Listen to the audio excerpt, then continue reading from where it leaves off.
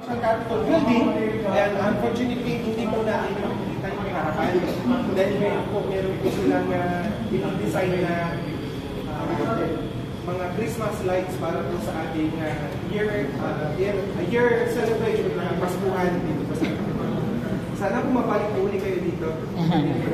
Pwede. Ayan, so dito po, ayan, mapapansin niyo po kulay-puti ang ating provincial Capitol building. Ayan, pati rin po yung kulay na buong struktura dahil po ito ay pinamo sa ating pangalan po ng probinsya. Which is? Asin. Asin. Ayan, so ang kulay po ng asin ay? Puti. Ayan. And at the same time, ang ating provincial Capitol building symbolizes good governance and seat of powers. Bakit po seat of powers? Kasi po yung nasabi ko po kanina, sa first floor, nandito po ang Office of the Board Member. Sa second floor naman po, nandyan po ang Office of the Governor at Office of the Vice Governor. At nandyan din po ang ating session hall. Dito po sa Provincial Capitol. Ayan po, sa likod naman po, sa gilid po ng ating Capitol, nandyan po ang livelihood resources po ng ating lalawigan at isa po sa mga hanap buhay ng ating mga kababayan dito po sa Pangasinan is fishing. Ayan. At the same time, yan po yung ating symbolism ng ating Christmas Diet Festival na tayo po ay nagbibigay ang magsasalamat sa biyayang binibigay po sa atin ng Lingayen Golf. Yung Lingayen Golf po, hindi lang sa Lingayen na. Ayan. So yung Lingayen Golf is from the tip of Pulinaw up to the tip of San Fabian La Union boundary. Ganyan po kalawak ang Lingayen Golf. Ayan. So dito po sa baba, ayan, nandiyan po ang symbolism po ng isda. Okay, isda, fish. At isa po sa mga pangunahing isda kung saan kilalang Pangasinan, especially sa may Tagupan, is yung tinatawag po natin bangus. Bunuan o bunuan bangus. So ang pagkakaiba po ng bangus tayo sa Pangasinan sa ibang bangus sa buong Pilipinas is ang kinakain po nila is organic. At sabi po ng mga fisher or bangus racer po sa Tagupan, ang kinakain niya po is some sort of family po ng algae na ang pangalan po ay lablab. Ayan, kaya po kung titikman niyo po ang bangus bunuan, hindi po siya lasang kilig o lasang puti. Kumbaga sa Pangasinan, hindi po siya ma-clear. Ayan, hindi ko po alam mo sa inyo ba? Iba yung lasa. And,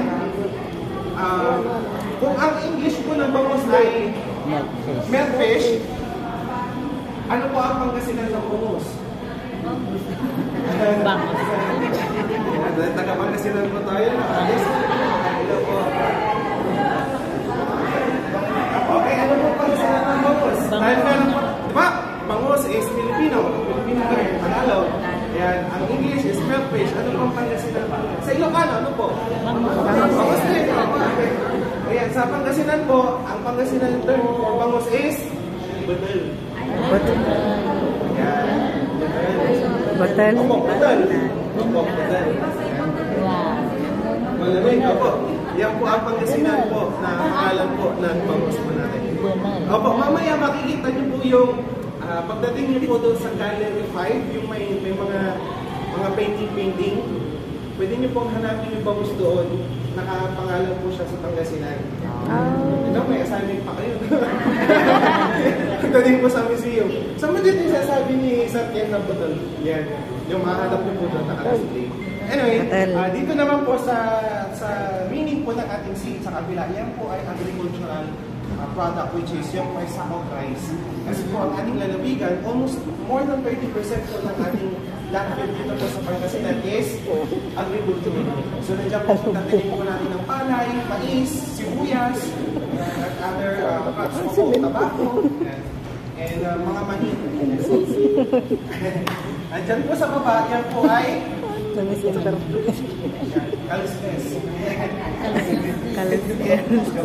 Yan po ay maghawak po ng asin. Ayan. Dahil po sa Pangasinan, especially sa western part, nandiyan po ang municipality of Dasul, Panta, Alaminos, Paning, sila po Balinaw.